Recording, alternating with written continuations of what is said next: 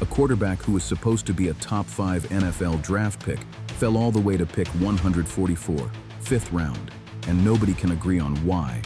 That's what we're breaking down today, and honestly, the truth might surprise you. Let me set the scene. Going into the 2025 NFL Draft, Shedeur Sanders wasn't just a prospect. He was the prospect, son of Hall of Famer Deion Sanders. Won games at Colorado that nobody thought were possible. Had the arm talent, the poise, the highlight tape.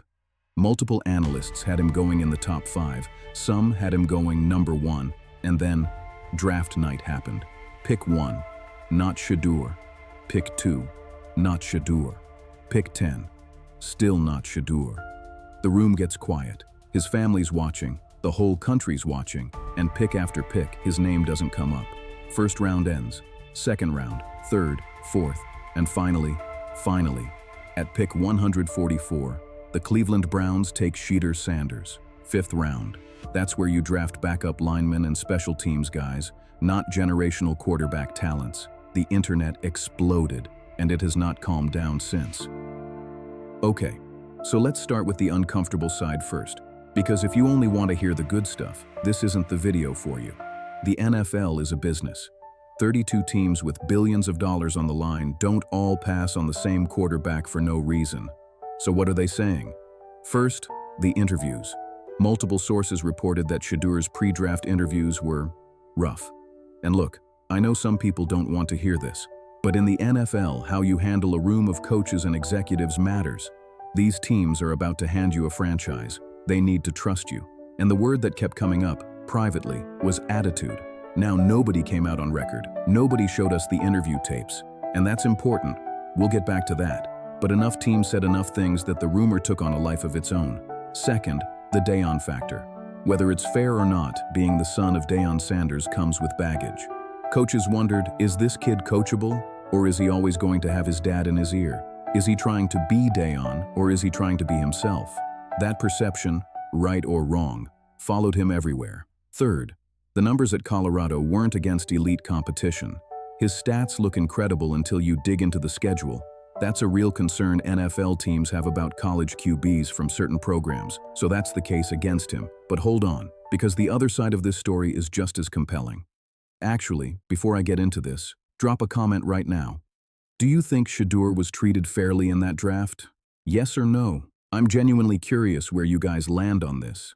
Now here's where it gets interesting, because for every person saying Shedeur bombed his interviews, there's someone else asking, where's the proof?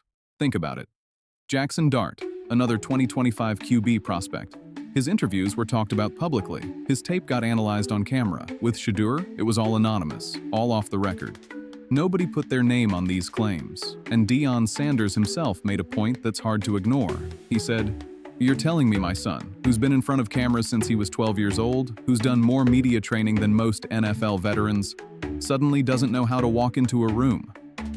That's actually a fair point. Then there's this. 4 of Shedeur's interceptions in college were tipped balls. Balls that were deflected by his own receivers before being picked off. If you remove those, his interception numbers look completely different. And the more you dig, the weirder this gets. Teams that needed a quarterback passed on him. Teams that had no use for a QB took him at 144. The Browns, who drafted him, reportedly had their own coaching staff against the pick. It was the owner who pushed for Shedeur. Their GM, Andrew Berry, wouldn't even commit to him as the 2026 starter after drafting him. That's not just unusual, that's unprecedented. So was it a coordinated effort to tank his draft stock because of who his dad is? Was it legitimate character concerns, or is the truth somewhere in the middle? Hey, if you're finding this interesting, hit that subscribe button real quick. I break down the NFL stories that actually matter, not just the stuff everyone else is talking about. Okay, back to it.